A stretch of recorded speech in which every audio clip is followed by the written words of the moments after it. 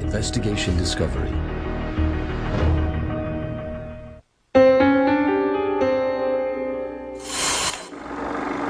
Dr. Michael Stone is trying to understand the crimes of delusional killers like Joseph Callinger. An extremely violent individual, Callinger hears the voice of God commanding him to kill. He tortures 10 victims and kills at least one. Like many delusional killers, Callinger suffers from schizophrenia. However, not all schizophrenics are violent. What makes some schizophrenics like Callinger more violent than others?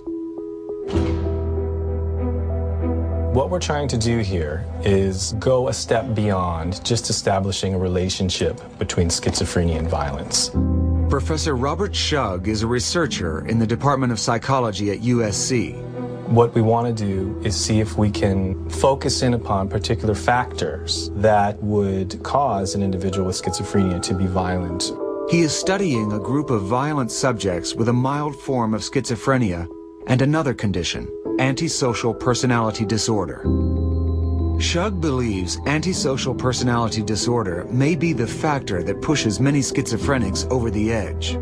The main element that characterizes antisocial personality disorder is a blatant disregard for the rights and welfare of others. These people don't follow rules, they consistently break laws, and they won't display any remorse for the things that they've done.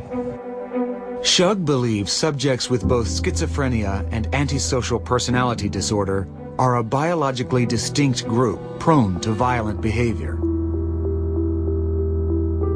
To test his theory, he conducts a simple experiment, focusing on a crucial region of the brain, the prefrontal cortex. We get these very intense impulses coming from lower areas of the brain, and the prefrontal cortex says, no, I will not act out on these impulses. It really keeps us on a day-to-day basis from acting out violently. It's the brakes on the car. If Shug is correct, subjects with both the mild form of schizophrenia and antisocial personality disorder will have a deficit in the prefrontal cortex. Subjects are instructed that they will hear a series of tones. Whenever anything new enters our environment, our bodies will react on a biological level. When the participant hears the stimulus in his headphone, his body will react with that sort of what is it response. Subjects' bodies respond by producing a small amount of sweat. Electrodes on the subject's fingers measure this sweat. These reactions are controlled by the prefrontal cortex.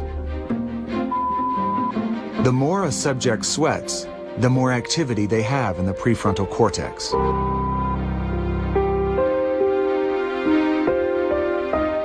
As subjects acclimate to the tone, a new, more alarming sound is produced. What we want to see is if their bodies will respond to more socially meaningful sounds. As he suspected, subjects with both conditions show lower responses than controls, indicating a deficit in the prefrontal cortex. The brains of these individuals are wired differently. So if you get a group of individuals where their prefrontal cortex is not functioning, they may be more likely to commit violent acts because they're incapable of stopping the impulses to do so.